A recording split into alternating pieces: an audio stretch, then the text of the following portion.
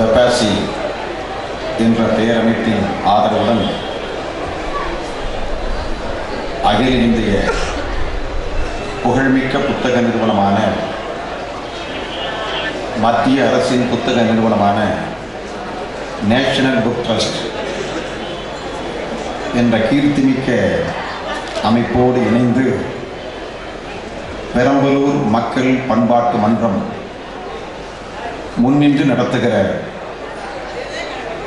பெரம்பலூர் புத்தக திருவிழா இந்த எழுச்சிமிக்க 4வது புத்தக திருவிழாவின் இன்றைய சிந்தனை அரங்க நிகழ்ச்சியில் பார்வையாளர் வரிசையில் முன்வரிசையில் அமர்ந்து இந்த நிகழ்ச்சியை பெருமைப்படுத்திக் கொண்டிருக்கின்ற நம் அனைவரின் ஒட்டுமொத்தமான பாராட்டுதலுக்குரிய பெருந்தகை அன்பிற்சிறந்த மாவட்ட ஆட்சித்தலைவர் டாக்டர் தரேஷ் அகமது அவர்களே,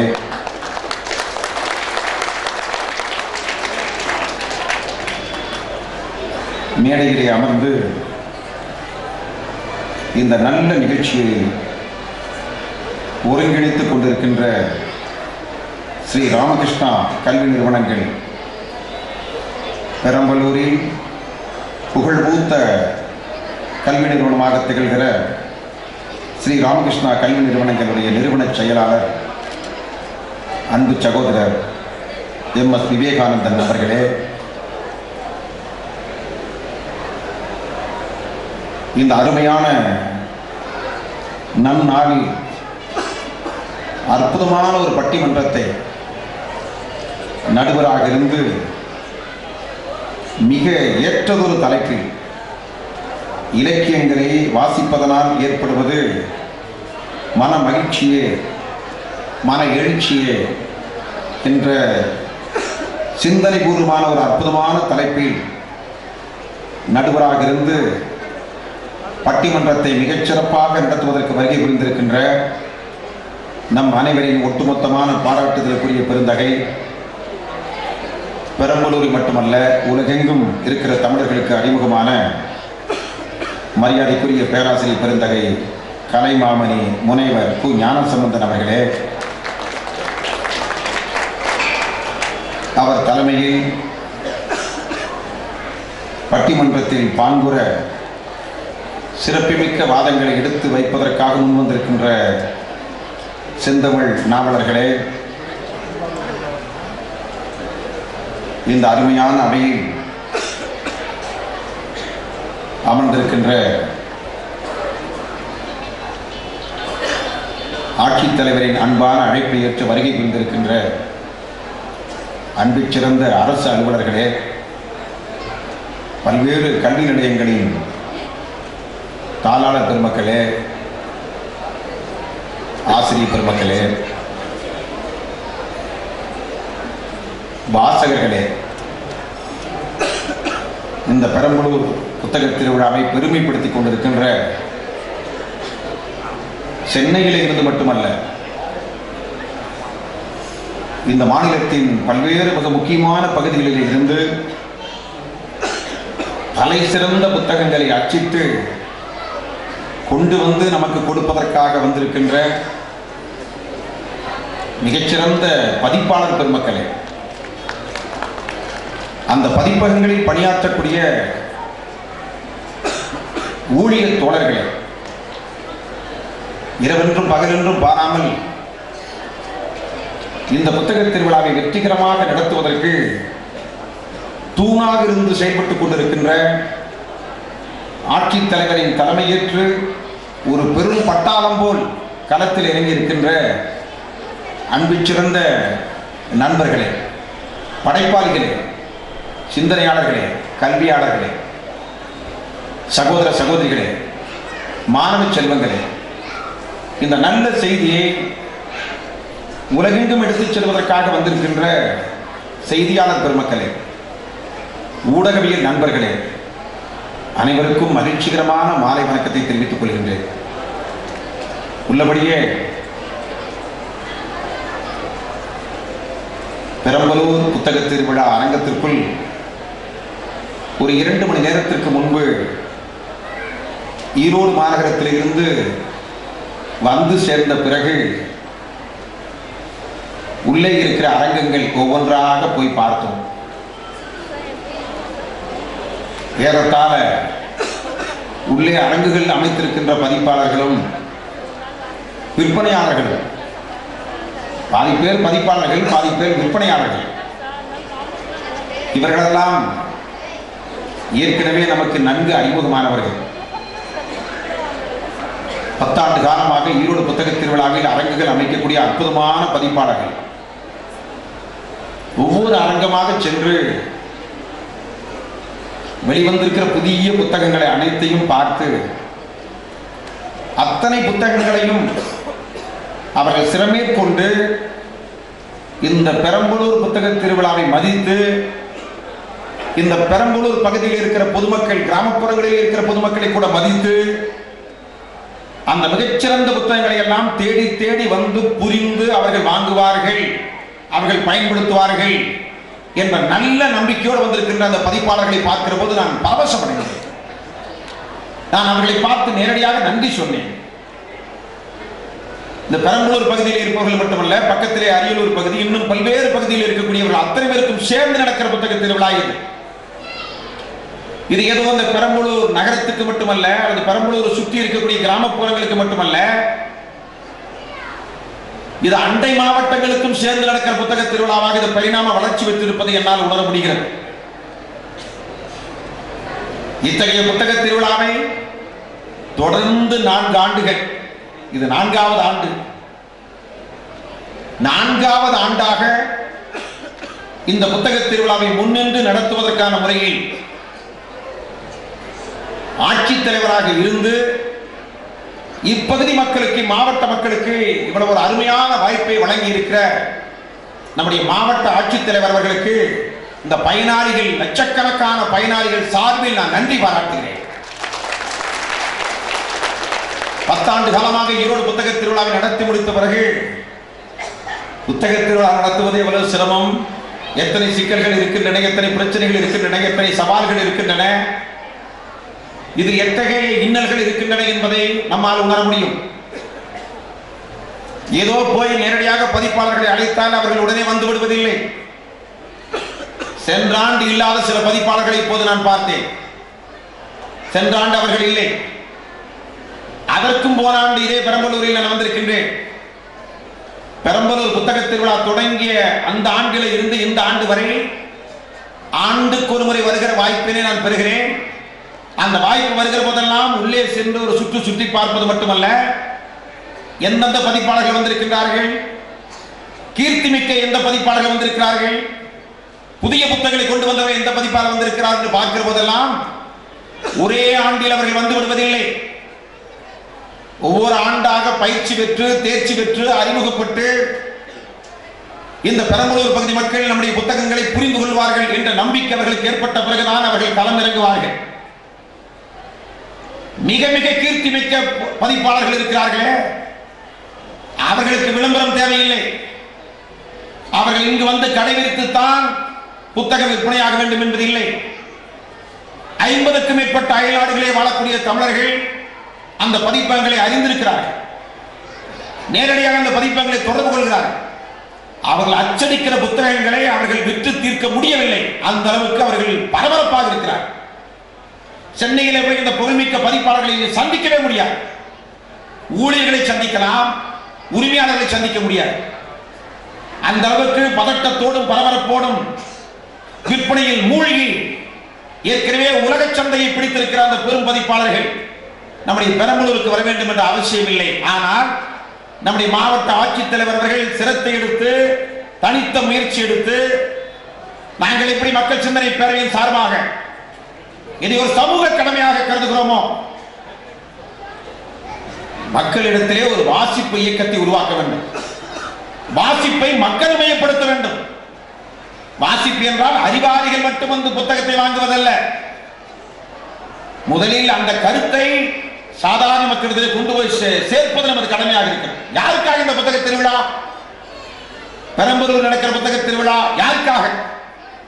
என்றால் சில சாமானிய மனிதர்கள், கிராமப்புற மனிதர்கள் என்ன நினைப்பார்கள் என்றால், இது கொஞ்சம் படித்தவர்களுக்காக, இது பட்டம் பெற்றவர்களுக்காக, இதை கவிதை எழுத தெரிந்தவர்களுக்காக, அல்லது மேடையிலே பேச தெரிந்தவர்களுக்காக, அல்லது கட்டுரை எழுத தெரிந்த படைப்பாளிகளுக்காக, மிகப்பெரிய எழுத்தாளர்களுக்காக, அல்லது கல்வியாளர்களுக்காக, பேராசிரியர் பெருமக்களுக்காக, அல்லது ஆசிரியர்களுக்காக, அல்லது குறைந்தபட்ச மாணவர்களுக்காக என்று மக்கள் கருதி விடுவார்கள். ஆனால் நான் இந்த நீண்ட பட்டியலை, இன்னும் ஏராளமான பேர் இதில் அடங்கியிருக்கிறார்கள், அவர்களுக்கு மட்டும்தான் இந்த புத்தக திருவிழாவா என்ற ஒரு கேள்வியை முன்வைக்கின்றேன். முதலில் இங்கு ஆயிரக்கணக்கான பேர் அமர்ந்திருக்கின்றீர்கள்.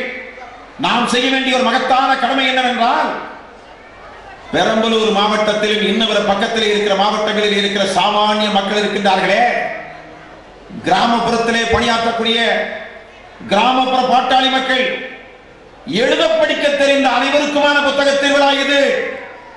எழுத்து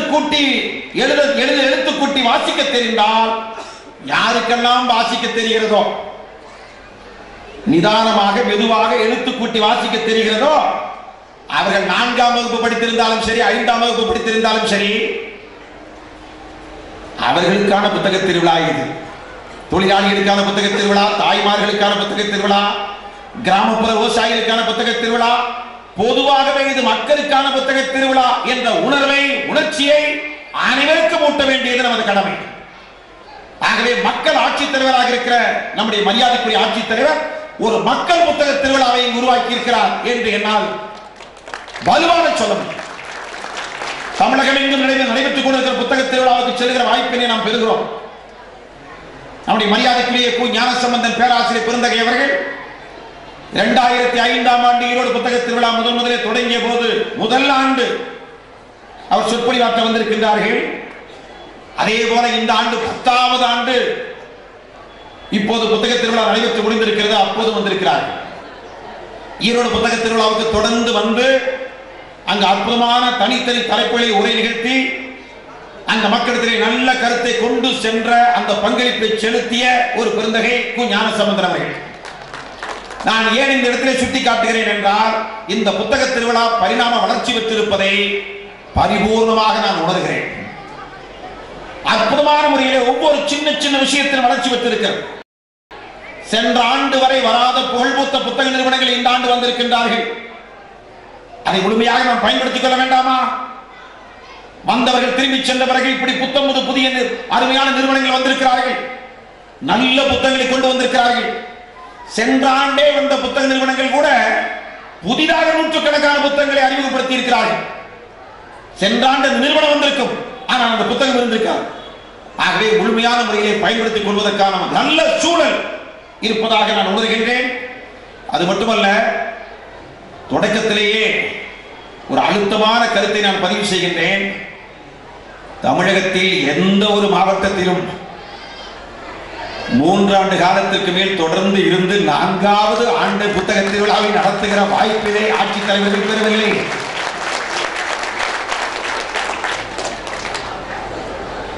ஆட்சித் தலைவர்கள் அந்த வாய்ப்பை பெற வேண்டும் அல்லவா? இன்னும் கூட நமக்கு பேராசை இருக்கிறது. அடுத்த ஆண்டு புத்தக திருவிழாவுக்கு நாம் வர வேண்டும், அந்த புத்தக திருவிழாவில் இந்த ஆட்சித் தலைவரை இருக்க வேண்டும் என்ற ஆசை இருக்கிறது. ஆசை இருக்கலாம், ஆனால் அரசாங்கம் விட்டு வைக்கிறதா என்று தெரியவில்லை. காரணம், சட்டம் இருக்கிறது, விதி இருக்கிறது. ஆனால் நம்முடைய ஆட்சித் தலைவரை பொறுத்தளவில் நான் வந்த பிறகு 2-3 மணி நேரமாக எல்லோரிடத்திலும் விசாரித்த வகையிலே நான் உணர்கிறேன், நான் இருக்கிற போது புத்தக திருவிழா அல்ல, நான் ஒருவேளை சென்னைக்கு மாற்றலாகி சென்றாலும் கூட இதே புத்தக திருவிழா எழுச்சிகரமாக நடைபெறுவதற்கு அடுத்த ஒரு பெரும் ஆர்வமிக்க பட்டாளத்தை உருவாக்கி இருக்கிறார் என்ற செய்திதான் நற்செய்தியாக இருக்கிறது. அடுத்த ஒரு பெரும் இளைஞர் பட்டாளம், வாசிப்பை நேசிக்கிற பட்டாளம். ஏனென்றால் இந்த புத்தகங்கள் தான் சமுதாயத்தை புரட்டி போட இருக்கிறது என்பதில் சந்தேகமில்லை. மிகப்பெரிய உலக பிரசித்தி பெற்ற புத்தகங்கள் தான் உலகத்தையே மாற்றி அமைத்திருக்கின்றன. கடந்த கால இந்தியாவை படிப்போம், எதிர்கால இந்தியாவை படைப்போம் என்று ஒரு தலைப்பை கொடுத்திருக்கிறார்கள். இந்த தலைப்பு அவர்கள் கேட்க நான் கொடுத்த தலைப்பு. அது மட்டுமல்ல, இது ஒரு புது தலைப்பு அல்ல. மக்கள் சிந்தனை பேரவை சில முழக்கங்களை மக்களிடத்திலே முன்வைத்திருக்கிறது. இல்லந்தோறும் நூலகம், நூலகம் இல்லா ஊரில் குடியிருக்க வேண்டாம், நல்ல நூல்களே நல்ல நண்பர்கள் என்ற 30 முழக்கத்தை முன்வைத்துத்தான் 2005ஆம் ஆண்டு ஈரோடு புத்தக திருவிழாவை தொடங்கினோம். இல்லந்தோறும் நூலகம், நூலகம் இல்லா ஊரில் குடியிருக்க வேண்டாம், நல்ல நூல்களே நல்ல நண்பர்கள். இந்த 30 முழக்கத்திற்கு பிறகு அடுத்த ஆண்டு முன்வைக்கப்பட்ட முழக்கம்தான் கடந்த கால இந்தியாவை படிப்போம், எதிர்கால இந்தியாவை படைப்போம் என்பது.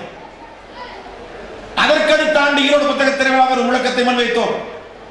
கொங்கு மண்டலம் அறிவு களஞ்சியம் என்ற முழக்கத்தை முன்வைத்தோம். கோயம்புத்தூர், நீலகிரி, திருப்பூர், கரூர், திண்டுக்கல்லில் ஒரு பகுதி, சேலம், நாமக்கல், தர்மபுரி, இந்த மாவட்டங்கள் எல்லாம் கொங்கு மண்டல மாவட்டங்களாக வருகின்றன. ஆகவே ஈரோடு புத்தக திருவிழா என்று பெயர் இருக்கிறது. ஆனால் ஈரோட்டுக்கான புத்தக திருவிழா அல்ல, சென்னை புக் ஃபேர் என்று பெயர் இருக்கிறது. அந்த புத்தக திருவிழா சென்னைக்கான புத்தக திருவிழாவா? டெல்லி வேர்ல்ட் புக் ஃபேர் என்ற பெயர் இருக்கிறது. பிரகதியின் மைதானத்தில் ஆண்டுதோறும் உலக புத்தக சந்தை நடத்துகிறவர் யார்? NBT, national book trust. ஆனால் டெல்லி புக் ஃபேர் என்று பெயர் இருக்கிறது. டெல்லிக்கான புத்தக திருவிழாவா? பிராங்க்ஃபர்ட் புக் ஃபேர் என்று உலக புகழ்மிக்க புத்தக திருவிழா இருக்கிறது. அது ஜெர்மனியில் இருக்கிற பிராங்க்ஃபர்ட். அது பிராங்க்ஃபர்ட் நகரத்திற்கான புத்தக திருவிழாவா? அது உலகத்திற்கான புத்தக திருவிழா. உலகத்திலேயே மிகப்பெரிய புத்தக திருவிழா எது என்று கேட்டால், உலகத்திலேயே விமர்சையான புத்தக திருவிழா எது என்று கேட்டால், அது அமெரிக்காவில் இருக்கிற நியூயார்க்கில் நடைபெறுவதில்லை, அமெரிக்காவில் இருக்கிற பிரசித்தி பெற்ற நகரமான வாஷிங்டனில் நடைபெறுவதில்லை, அல்லது உலகத்திலேயே புகழ்மிக்க நகரம், பழமையான நகரம் என்று சொல்லக்கூடிய உலக புகழ்மிக்க பல்கலைக்கழகங்கள், ஆக்ஸ்போர்ட், கேம்பிரிட்ஜ் பல்கலைக்கழகங்களை வைத்திருக்கக்கூடிய லண்டன் மாநகரத்தில் உலக பிரசித்தி பெற்ற புத்தக திருவிழா நடைபெறவில்லை. உலகத்தில் தலை சிறந்த புத்தக திருவிழா என்றால் ஜெர்மனியிலே நடைபெறுகிறது. அந்த ஜெர்மனியிலும் தலைநகரமாக இருக்கிற பெர்லின் நகரத்தில் நடைபெறுவதில்லை. அதற்கு அடுத்தபடியாக இருக்கிற பிராங்க்ஃபர்ட் நகரத்தில் நடைபெறுகிறது. பிராங்க்ஃபர்ட் புத்தக திருவிழா என்றால் அது பிராங்க்ஃபர்ட்டுக்கோ ஜெர்மனிக்கோ இருக்கிற புத்தக திருவிழா அல்ல, அது உலக புத்தக சந்தை. அதே போல அந்த பிராங்க்ஃபர்ட்டுக்கு அடுத்தபடியாக இருக்கிற ஷார்ஜா புக் ஃபேர். ஷார்ஜா என்றால் அரபு நாடுகளில் ஒன்று. அந்த அரபு மன்னன் 33 ஆண்டு காலமாக புத்தக திருவிழா நடத்துகிறார். அந்த மன்னன் புத்தக காதலர். 2 ஆண்டுகளுக்கு முன்பு ஷார்ஜா புத்தக திருவிழாவுக்கு சென்று ஒரு 7 நாட்கள் அங்கேயே தங்கி இருந்தேன். அந்த உலக புத்தக திருவிழா பார்த்து வர வேண்டும் என்பதற்காக.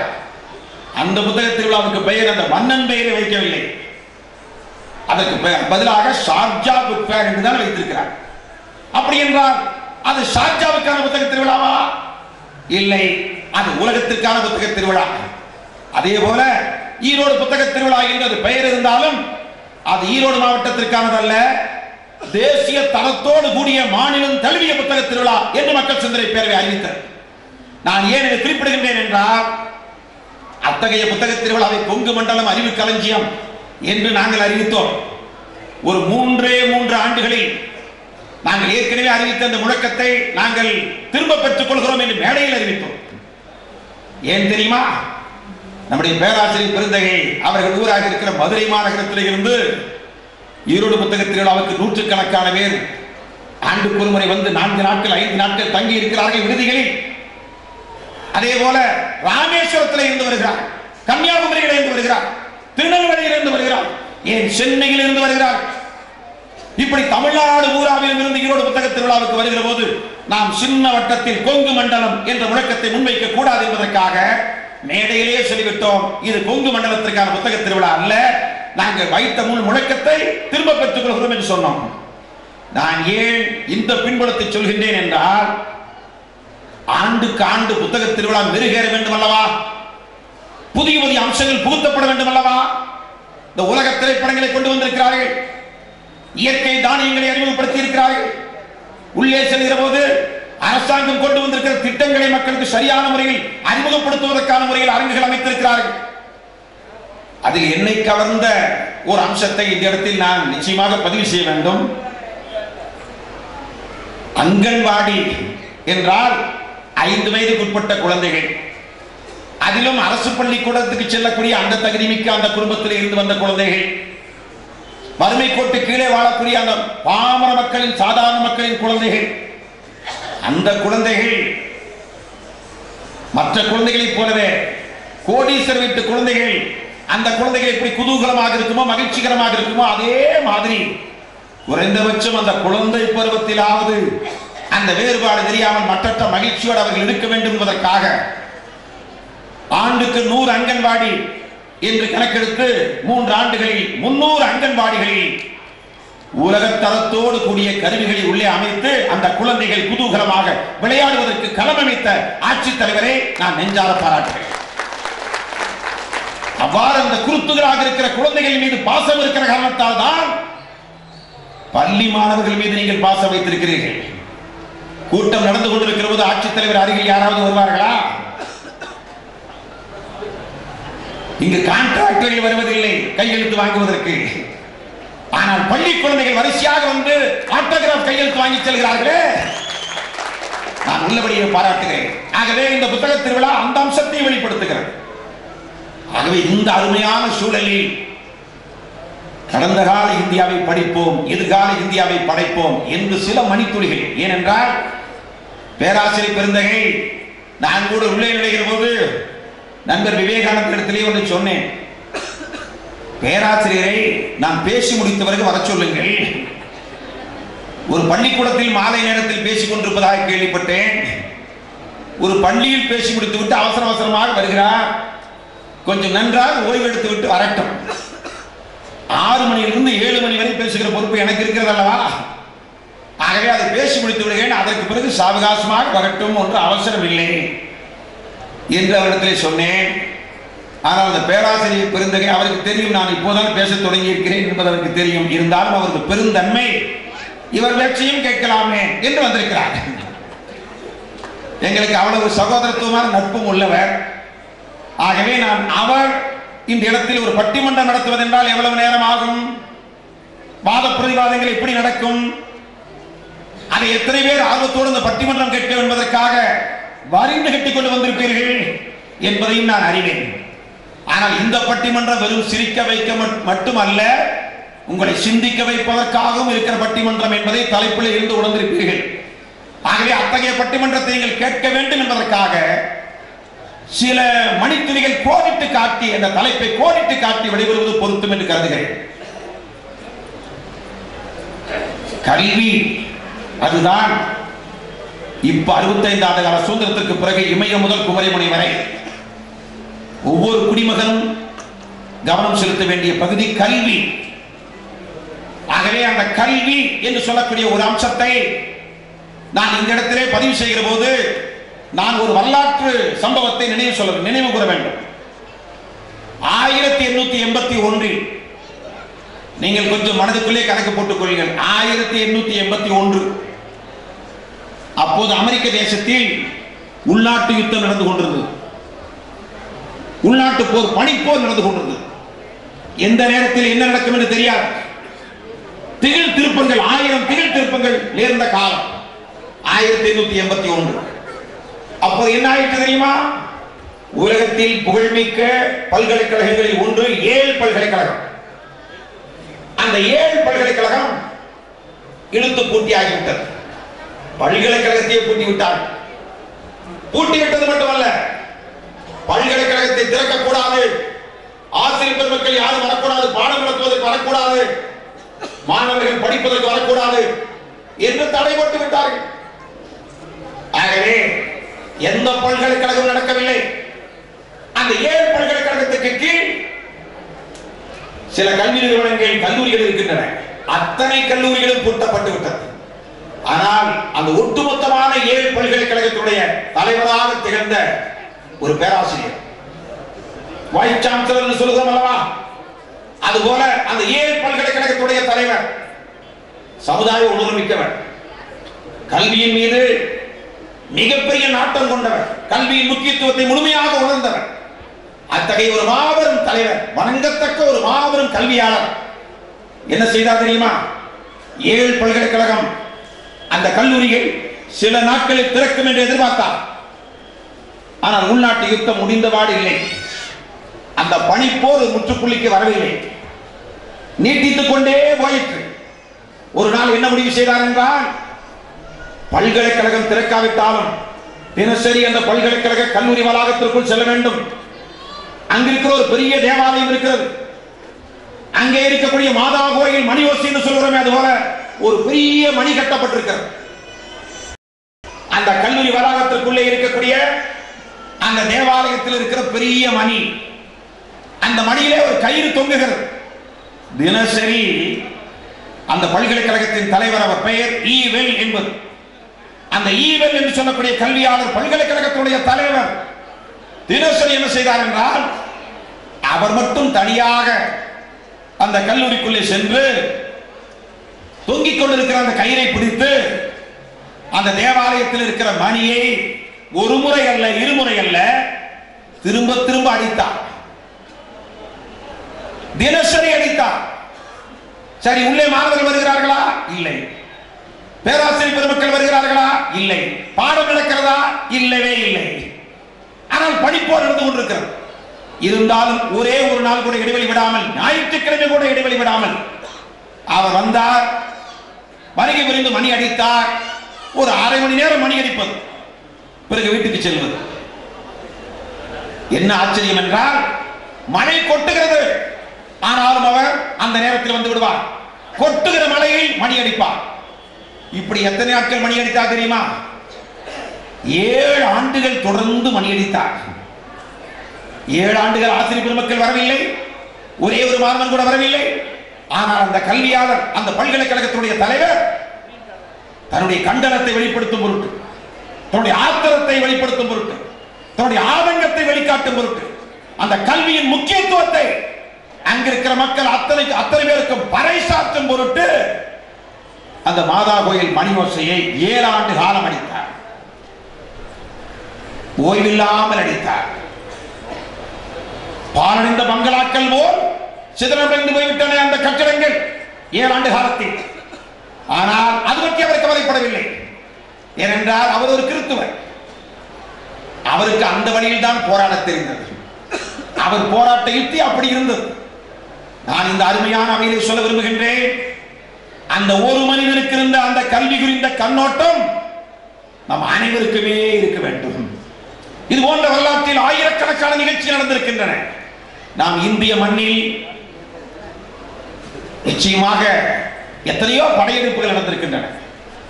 இந்திய தேசத்தின் மீது படையெடுப்பு ஒன்றா இரண்டா, ஏராளமான படையெடுப்பு. அந்த படையெடுப்பில் ஒரு மிக முக்கியமான மூர்க்கமான படையெடுப்பு உண்டு. அந்த படையெடுப்பில் நலந்தா பல்கலைக்கழகமே தீக்கிரையாக்கப்பட்டது. பௌத்த மடாலயங்கள் கொளுத்தப்பட்டன. நீங்கள் தயவு செய்து, இது மிக முக்கியமான நம் நாட்டில் நடந்த வரலாற்று குறிப்பிலே ஒன்று. எங்கு பார்த்தாலும் பௌத்த மடாலயங்கள் தீக்கிரையாக இருக்கிற சூழல். கடைசியிலே அந்த படையெடுப்பாளர்கள் என்ன செய்தார்கள்? நலந்தா பல்கலைக்கழகத்தை விட்டு வைக்கவில்லை.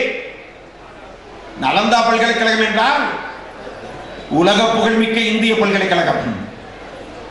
அந்த நலந்தா பல்கலைக்கழகம் மட்டும் அந்த வரலாற்று தொடர்ச்சி அப்படியே இருந்திருந்தால், அதற்கு முன்பே இருந்த தட்சசீலா பல்கலைக்கழகம், காசி பல்கலைக்கழகம் என்ற உலக பிரசித்தி பெற்ற பல்கலைக்கழகங்கள் இருந்த தேசம் தானே நம் தேசம். 500 ஆண்டுகால வரலாறு கூட இல்லாத நாடு அமெரிக்கா. ஆனால் 10,000 ஆண்டுகள் பாரம்பரியமிக்க தேசம் நம் தேசம். ஆக அப்படி இருக்கிற போது நலந்தா பல்கலைக்கழகம், அந்த பல்கலைக்கழகத்தில் இருந்த பேராசிரியர் பெருமக்கள் எல்லாம் உலகத்தில் தலை சிறந்த கணிதவியல் மேதைகள், ஒரு வரலாற்றில் மிகச்சிறந்த மருத்துவ வல்லுநர்கள், வானவியலில் வித்தை காட்டிய மாமேதைகள்.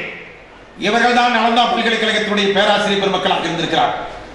அந்த நலந்தா பல்கலைக்கழகத்தை குதிரையிலே வந்த சில கொடியவர்கள் படையெடுப்பு என்ற பெயரில் அவர்கள் எங்கு தீ வைத்தார்கள்? பல்கலைக்கழகத்தின் நூலகங்களில் தீ வைத்தார்கள், பல்கலைக்கழக அறைகளில் தீ வைத்தார்கள். அப்படி தீ வைத்து பல்கலைக்கழகமே கொழுந்து விட்டு எரிந்து கொண்டிருந்த போது ராகுல் ஸ்ரீ பத்ரன் என்று சொல்லக்கூடிய ஒரு புதிய பேராசிரியர் இருந்தார். அவர் நடக்கக்கூட முடியாத பேராசிரியர். தயவு செய்து இந்திய வரலாற்றில் மிக முக்கியமான ஒரு பகுதி இது. கல்வி சார்ந்த சிந்தனை நம்ம மக்களிடத்தில் எப்படி இருந்திருக்கிறது என்பதற்கான ஒரு ஆதாரம், அசைக்க முடியாத ஆதாரம். கடைசியிலே நடக்க முடியாமல் தடுமாறிக்கொண்டு வயது மூத்த நிலையிலே நோய்வாய்ப்பட்டிருந்த ஒரு மூத்தவர், அவர்தான் தலை சிறந்த பேராசிரியர். அவர் நலந்தா பல்கலைக்கழகமே கொழுந்து விட்டு எரிந்து கொண்டிருந்த போது இவர் என்ன செய்தார் என்றால், ஒரு 20 மாணவர்களை அழைத்துக் கொண்டு ஒரு பெரிய பாறை இடுக்கிலே போய் உட்கார்ந்து யாருக்கும் தெரியாத இடத்திலே பாடம் எடுத்துக் கொண்டிருந்தாராம். ஒரே ஒரு மாணவனை மட்டும் வெளியே நிறுத்தி வைத்து விட்டாராம். தூரத்தில் கொஞ்சம் குதிரை குழும்போசை கேட்டால் வந்து சொல்லிவிடு. இந்த வழியாக அந்த படையெடுப்பை சேர்ந்தவர்கள் செல்வார்கள் என்றால் நம்மை அவர்கள் பார்க்கக்கூடாது. ஆகவே ஒரு தனிமையான இடத்திற்கு சென்று விட வேண்டும். அதற்காக எச்சரிக்கையாக ஒருவரை நிறுத்தினாராம். அதற்கு பிறகு அவர் வந்து இது மாதிரி ஏதாவது குதிரைகள் ஓடுகிற போது ஒரு 50-60 குதிரைகள் ஒன்றாக சேர்ந்து போர்வைகள் வருகிற போது, அந்த படையெடுப்பின் ஒரு அம்சமாக வருகிற போது, அந்த நலந்தா பல்கலைக்கழகத்தை சூறையாடுவதற்காக வருகிற போது, அதில் மிச்சம் எங்காவது இருந்தால் அதையும் நிர்மூலமாக்குவதற்காக வருகிற போது, அந்த ஒரே ஒருவரே ஒரு மாணவனை நிற்க வைத்தாரே, அந்த மாணவர் ஓடி வந்து சொல்வாராம். சொன்னால் கொஞ்சம் பலசாலியாக இருக்கிற மாணவன், கொஞ்சம் கட்டிலும் காளையாக இருக்கிற இன்னொரு மாணவன், அந்த மூத்த ஆசிரியர் பேராசிரியர் இருக்கிறாரே, நடக்கக்கூட முடியாத பேராசிரியர், அவரை தூக்கி தோல்மால் வைத்து கொஞ்சம் ஒதுக்குப்புறமாக சென்று அந்த குதிரைகள் எல்லாம் சென்ற பிறகு மறுபடியும் வந்து அந்த இடத்திலே அமர்வார்களாம். பல்கலைக்கழகமே கொழுந்து விட்டு எரிந்தாலும் சரி, ஆனால் நம் கல்விக்கு இடையூறு இருக்கக்கூடாது, அதுக்கு இடைவெளி விடக்கூடாது என்று சிந்தித்த மாபெரும் ஞானிகள் வாழ்ந்த பூமி இந்த பூமி. நான் இந்த அருமையான பெரம்பலூர் புத்தக கண்காட்சியில் நான் கேட்கிறேன், இதெல்லாம் வெறும் புத்தகங்களா, வெறும் காகிதங்கள் தானா? யுவாங் சுவாங் என்று சொல்லக்கூடிய அந்த சீன பயணி எத்தனை ஆண்டுகளுக்கு முன்பு, 7ஆம் நூற்றாண்டு எண்ணி பார்த்தால் 1300 ஆண்டுகளுக்கு முன்பு, அவனுக்கு வயது என்ன? யுவாங் சுவாங் அப்போது வயது என்ன? 20 வயது. 20 வயது இளைஞனாக இருந்த போது, இன்னும் சொல்ல வேண்டும் என்றால் ஒரு சிறுவனாக இருந்து அப்போதுதான் மொட்டாக மலர்கிற இளைஞனாக மாறுகிறான். சீனாவில் இருக்கிறார். அப்போ கன்ஃபூஷியஸுடைய அந்த கருத்து செல்வாக்கு அவன் நெஞ்சிலே வேரூன்றுகிறது. அந்த 20 வயதிலேயே சில புத்தகங்களை வாசிக்கிறான், பௌத்த புத்தகங்களை வாசிக்கிறான், அங்கிருக்கிற பௌத்த மடாலயங்களுக்கு செல்கிறான். அதற்கு பிறகு மொழிபெயர்க்கப்பட்ட, சீனத்தில் மொழிபெயர்க்கப்பட்ட பௌத்த புத்தகங்கள் இருக்கின்றனவே, அதை வாசித்தவன் திருப்தி அடையவில்லை. அவனே எழுதியிருக்கிறான். மதகுருமார்கள் சொல்லக்கூடிய கருத்து உயிரோட்டமாக இருக்கிறது, ஆனால் அது சீன மொழியிலே மொழிபெயர்க்கப்பட்டவர்கள் கொஞ்சம் நீர்த்து போகிறது. ஆகவே நான் மூல மொழியிலே படிக்க வேண்டும். எப்போது? 1300 ஆண்டுகளுக்கு முன்பு மூல மொழியில் படிக்க வேண்டும். மூல மொழியில் படிக்க வேண்டும் என்றால் என்ன செய்வது? புத்தர் பிறந்த இந்தியாவுக்கு செல்ல வேண்டும் என்று அந்த 20 வயதில் ஒரு எழுச்சிகரமான இளைஞராக இருந்த போது, அந்த ஹுவாங் சுவாங் என்று சொல்லக்கூடிய அந்த சீன யாத்திரிகன் சீனாவிலே இருந்து யாருக்கும் சொல்லாமல் ரகசியமாக புறப்படுகிறான். அவன் சீனாவிலே இருந்து புறப்பட்ட போது யாருக்கும் தெரியாது. போனவர்கள்தான் குடும்பத்தார் உணர்ந்து கொண்டார்கள். அதற்கு பிறகு இந்தியா வந்தான்.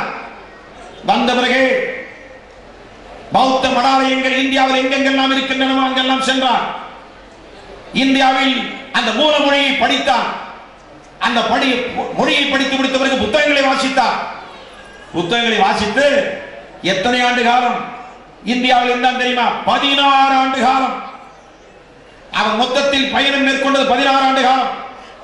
நிறைந்த அனுபவ செறிவோடு மறுபடியும் சீனாவுக்கு திரும்புகிறார். இப்போது ரகசியமாக திரும்பவில்லை, சொல்லிவிட்டு திரும்புகிறான்.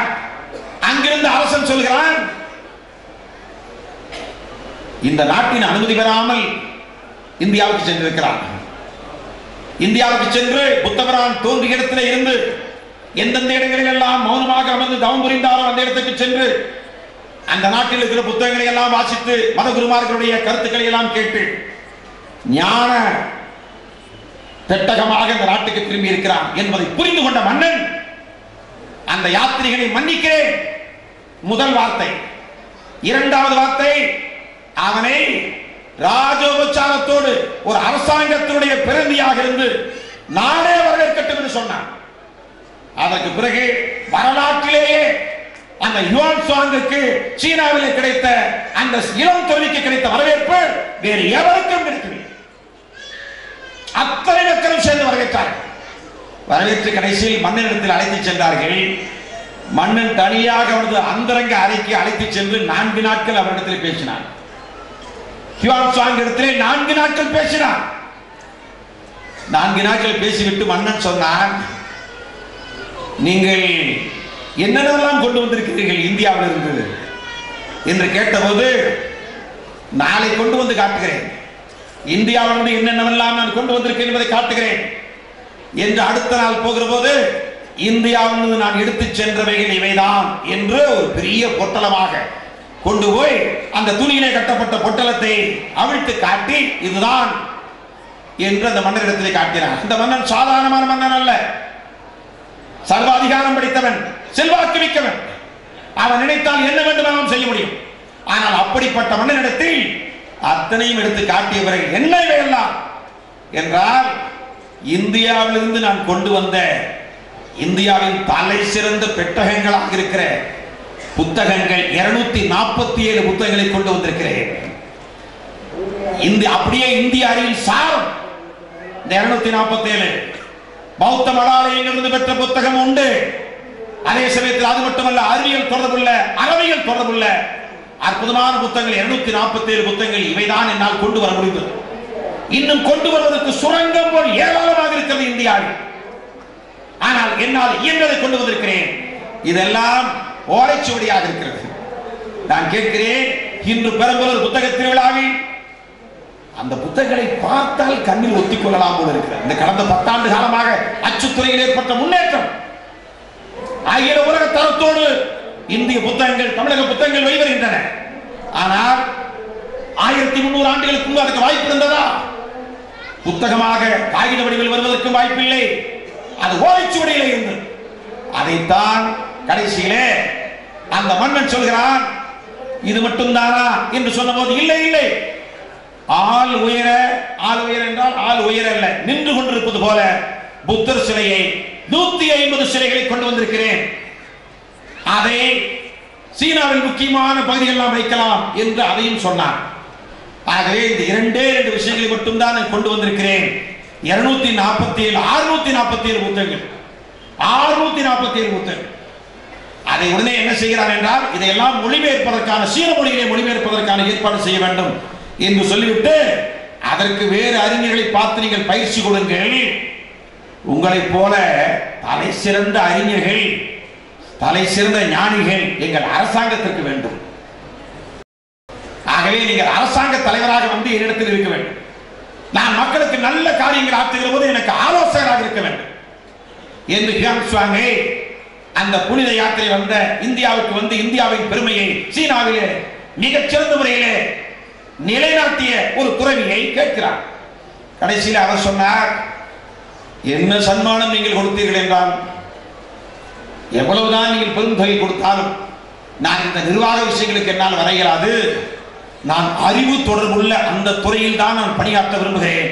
ஆகவே நான் வெறும் துறவி மட்டுமல்ல, நான் இந்த இடத்தில் குறிப்பிட விரும்புவது அவன் மதத்தை பரப்பக்கூடியவன் மட்டுமல்ல, இந்தியாவின் கலாச்சாரத்தை, இந்தியாவின் பண்பாட்டை, இந்தியாவின் வரலாற்றை உலகறிய பறைசாற்றிய பெருமை அந்த யுவான் சுவாங்கை சாரும்.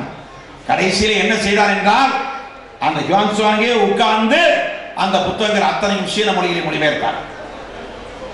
வருடக்கணக்காக மொழிபெயர்த்தார். ஒரு 4-5 இளைஞர்களை உருவாக்கி அந்த இளைஞர்களை இந்த புத்தகங்களை மொழிபெயர்க்க பயிற்சி கொடுத்தார்.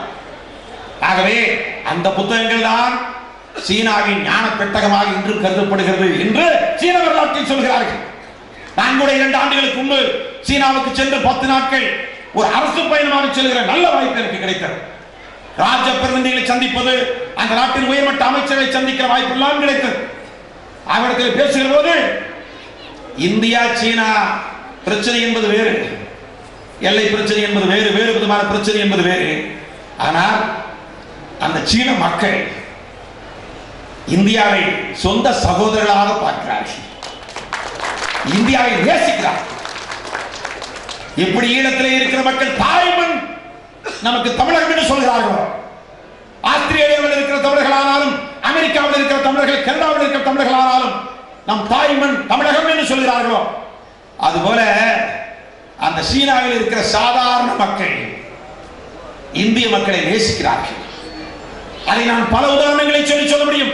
அதிலும் குறிப்பாக அந்த சீன ரேடியோ இன்டர்நேஷனல் என்று ஒன்று இருக்கிறது. அது உலக பிரசித்தி பெற்ற வானொலி. சீன வானொலி உலக பிரசித்தி பெற்றது. அந்த உலக பிரசித்தி பெற்ற வானொலி நிலையத்திற்கு என்னை அழைத்து சென்றார்கள். அந்த நிலையத்திற்கு கொண்டு போய் காட்ட என்பதற்காக. அங்கு ஒரு தமிழ் பிரிவு இருக்கிறது. உலக மொழிகள், மிகச்சிறந்த மொழிகள் அத்தனையிலும் தனித்தனி பிரிவு இருக்கிறது. ஒரே கட்டடம், விண்ணை முட்டக்கூடிய கட்டடம்.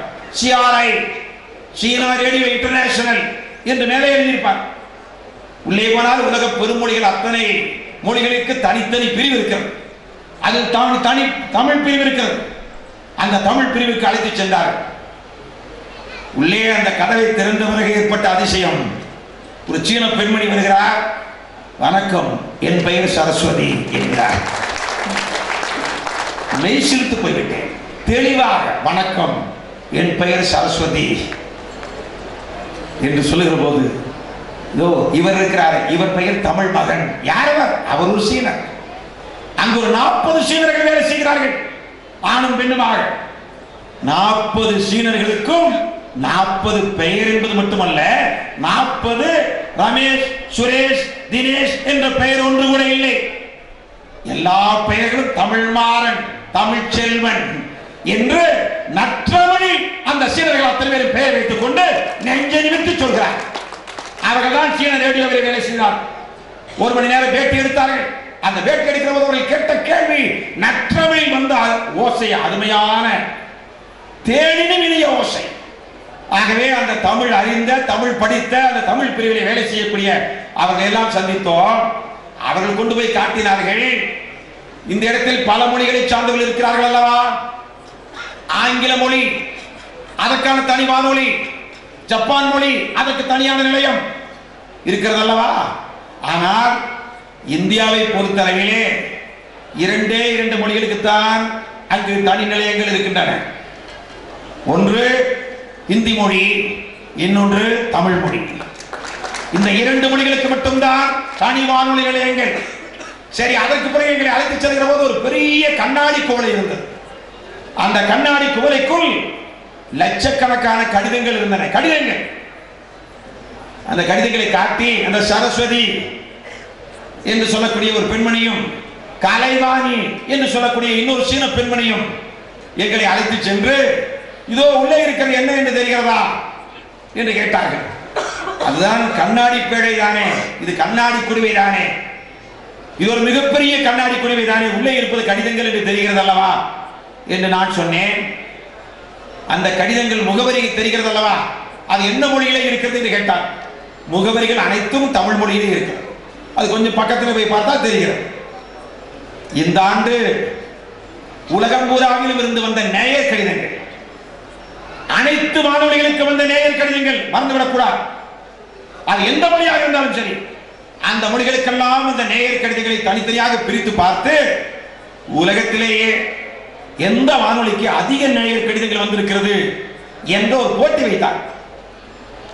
அதாவது நேயர் கடிதங்கள் வந்து முடித்த பிறகு ஆண்டு இறுதியில் அந்த போட்டியை அரசு அறிவித்து, அந்த போட்டியில் உலகெங்கிலும் இருக்கக்கூடிய மிகப்பெரிய வளர்ச்சி பெற்ற நாடுகளில் இருக்கிற மிகப்பெரிய மொழிகள் எல்லாம் அங்கு வானொலி இருக்கிறது. நம் நாட்டில் இந்தி மொழி தனியா வானொலி நிலையம் அங்கிருப்பது போல.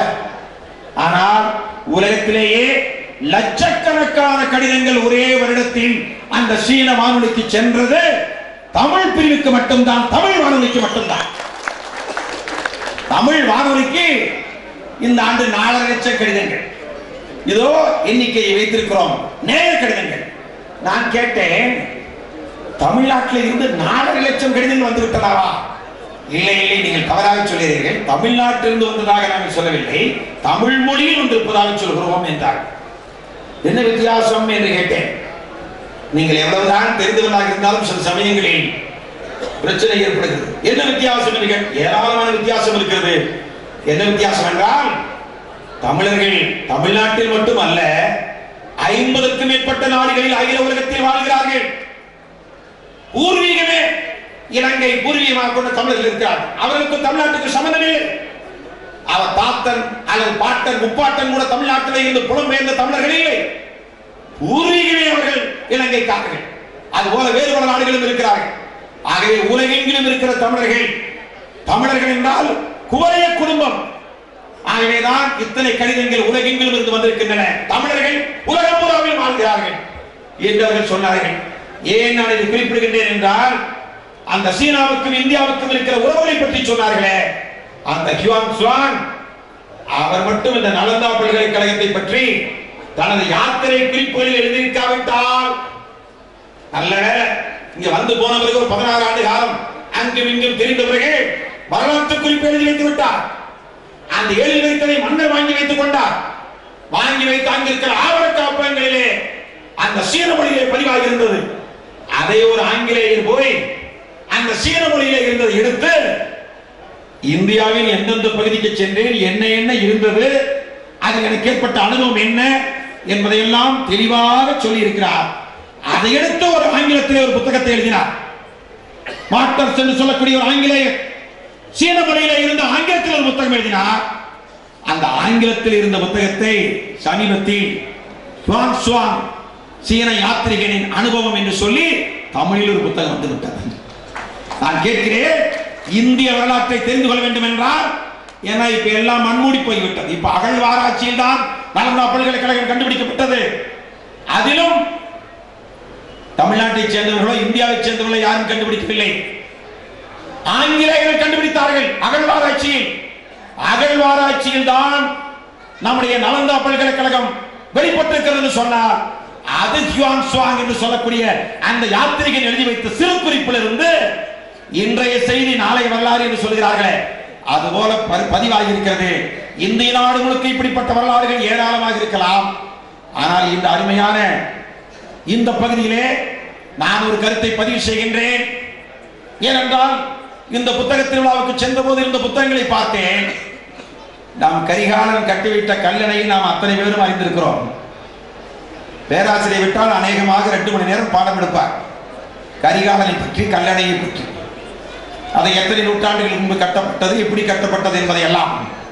ஆனால் சர் ஆர்தர் காட்டன் என்று சொல்லக்கூடிய ஒரு பெரிய ஆங்கிலேயர் சென்னை மாகாணத்துடைய தலைமை பொறியாளராக இருந்தவர். அவர் கல்லணையை பற்றி எழுதியிருக்கிறார். கல்லணையை பற்றி மிகச் சிறப்பான முறையில் எழுதியிருக்கிறார். ஆனால் கல்லணையை பற்றி கூட ஓரளவுக்கு தெரியும். ஏனென்றால் கடந்த கால இந்தியாவை படிப்போம், எதிர்கால இந்தியாவை படைப்போம் என்று சொன்னால் முதல்ல கடந்த கால தமிழ்நாட்டை படிப்போம். அதிலும் நம் பகுதியில் இருக்கிற சாதாரண மக்களின் வரலாற்றை படைப்போம். இந்த வரலாறு என்றால் என்ன நினைக்கிறார்கள் என்றால், சில மனிதர்களின் சாகசம் தான் வரலாறு என்று நினைக்கிறார்.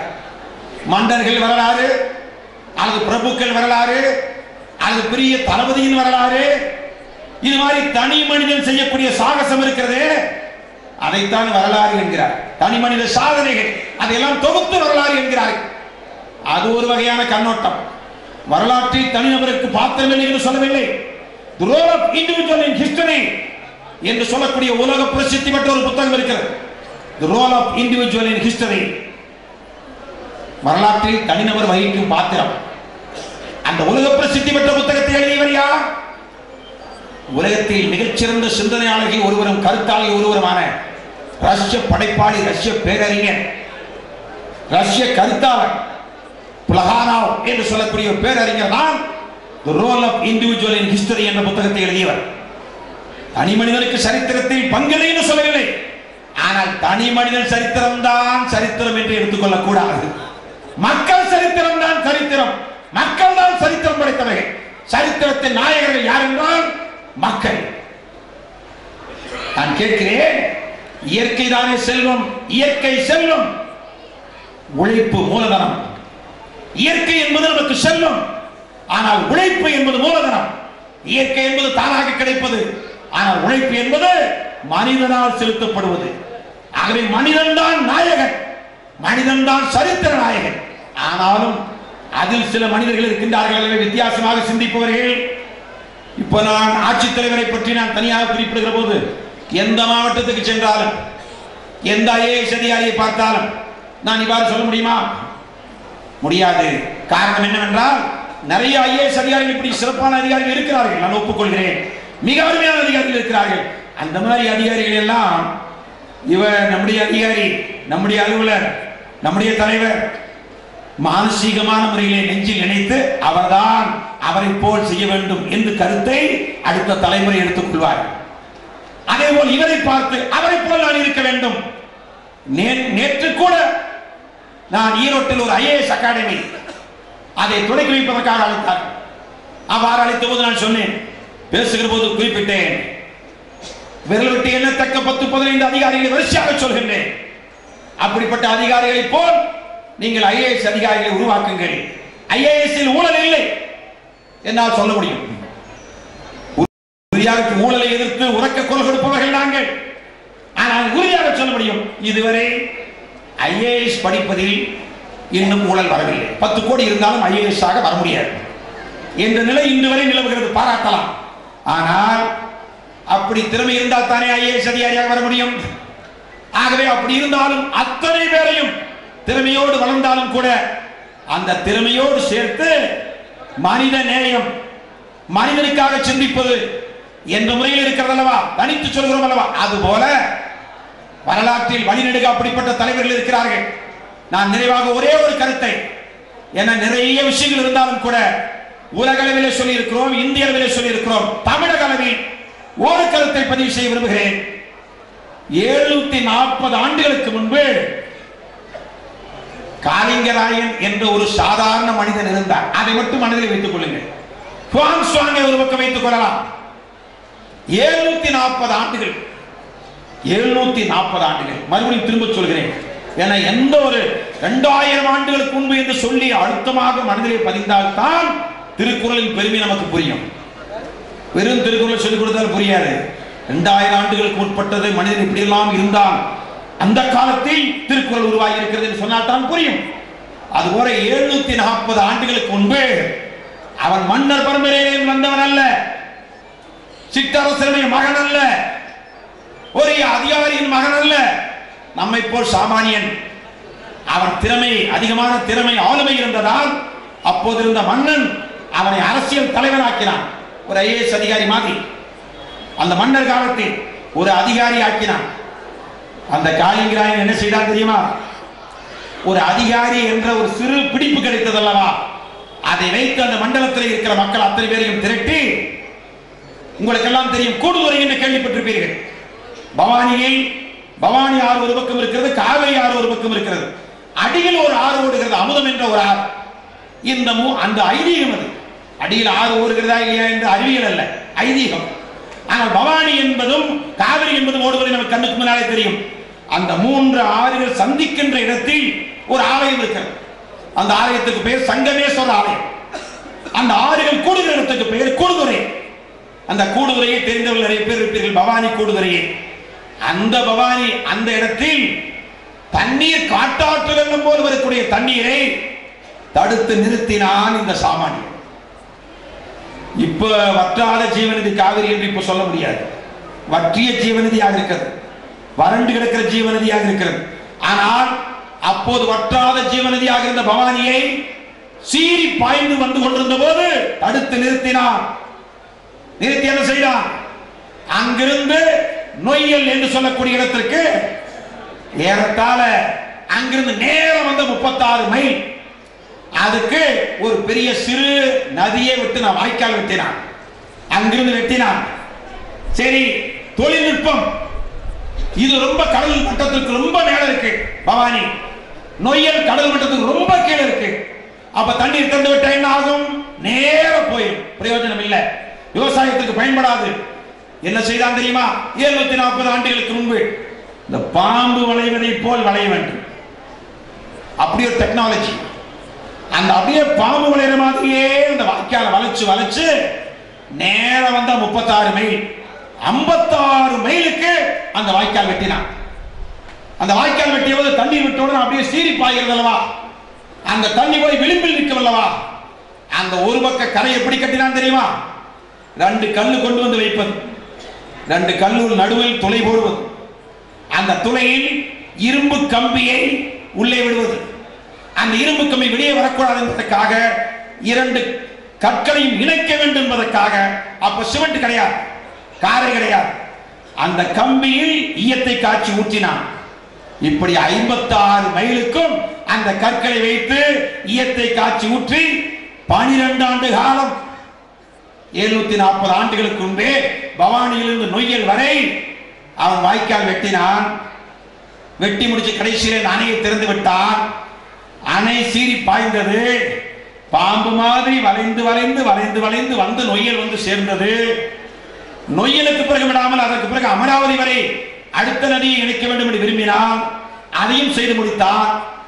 12 ஆண்டு காலம் ஆயிற்று. அவன் ஒரு அமைச்சர் இதே போல ஒரு வாய்ப்பு கொடுத்த பிறகு அந்த வாய்ப்பை அரசன் உதவியால், மக்கள் உதவியால், தன்னுடைய சொத்து சுகத்தில் அத்தனையும் விற்று அவன் செய்தான். அதற்கு மேலும் ஒரு ஆயிரக்கணக்கான ஏக்கர் நிலம் அவனுக்கு இருந்தது. இந்த தண்ணீர் வாயக்கூடிய பகுதி, இதன் மூலமாக தண்ணீர் வருகிறது அல்லவா, அந்த பகுதியில் நிலம் இருந்தது. கடைசியில் இந்த காளிங்கராயன் என்ன செய்தான் தெரியுமா?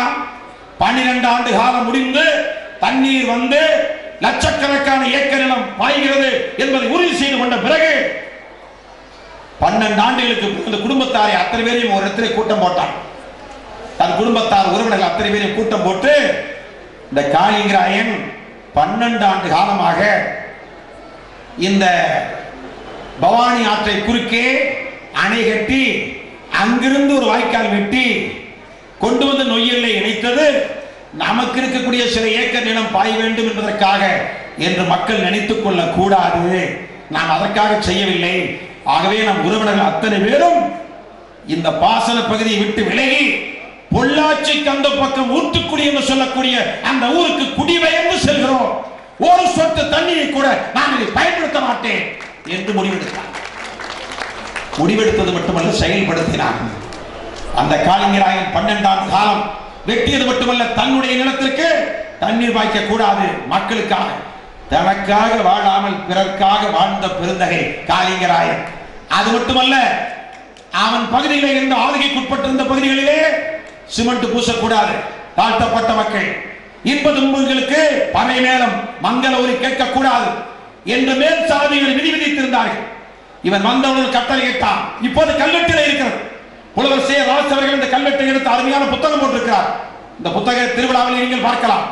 அந்த கல்வெட்டில் காளிங்கராயன் அறிவிப்பது என்னவென்றால், யார் வேண்டுமானாலும் அவர் வீட்டில் மங்கள நிகழ்ச்சி நடந்தால் மங்கள ஓசை எழுப்பலாம்.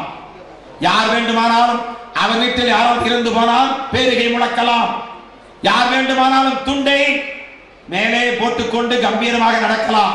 யார் வேண்டுமானாலும் வீட்டை பூசிக்கொள்ளலாம். இது காளிங்கராயன் கட்டளை என்று கல்வெட்டில் போட்டது மட்டுமல்ல, இந்த கல்வெட்டை வேண்டுவோர் எடுத்து சென்று வேண்டுகிற இடத்தில் நிலைநாட்டி இதை செப்பேடாகவும் என் கட்டளையாக அறிவிக்க விரும்புகிறேன் என்று சமுதாய புரட்சியும் சேர்த்து செய்தவன் காளிங்கராயன். நான் இந்த கடந்த கால வரலாற்றை அனைத்தையும், இந்திய வரலாற்றை படித்து, தமிழ்நாட்டு வரலாற்றை படித்து, கூடவே இந்திய விடுதலை போராட்டத்தையும், அந்த இந்திய விடுதலை போராட்டத்தில் தமிழர்களுடைய பங்குமணியும் படித்து கற்றுணர்ந்து ரத்த நாளங்களில் நாடி நரம்புகளில் எல்லாம் அதை சுழல விட்டு புதிய பாரதம் படைப்போம், புதிய தமிழகம் படைப்போம்.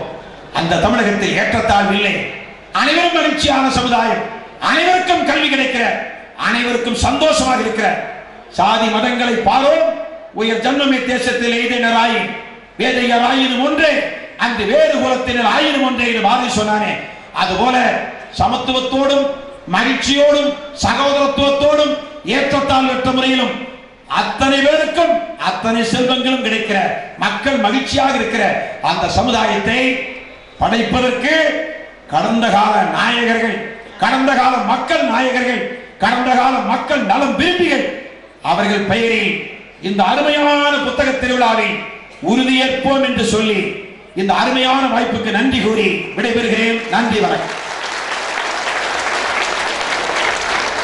அற்புதமான சிந்தனை உரையினால் நம் மனதை செழுமைப்படுத்தி அமர்ந்திருக்கும் மதிப்பிற்குரிய ஈரோடு மக்கள் சிந்தனை பேரவையினுடைய தலைவர் பெருமகனாருக்கு நன்றி. ஈரோடு புத்தக திருவிழா கொங்கு நாட்டின் அறிவு மண்டலம் என்று அறிவித்த நீங்கள் உங்களுக்கு பெரம்பலூர் புத்தக திருவிழா தமிழ் கூறும் நல்லுலகில் நடுநாட்டு கௌரவம் என்று மார்தட்டி சொல்லும் அளவுக்கு மிகப்பெரிய திருவிழாவாக வளர்ந்து கிடக்கிறது.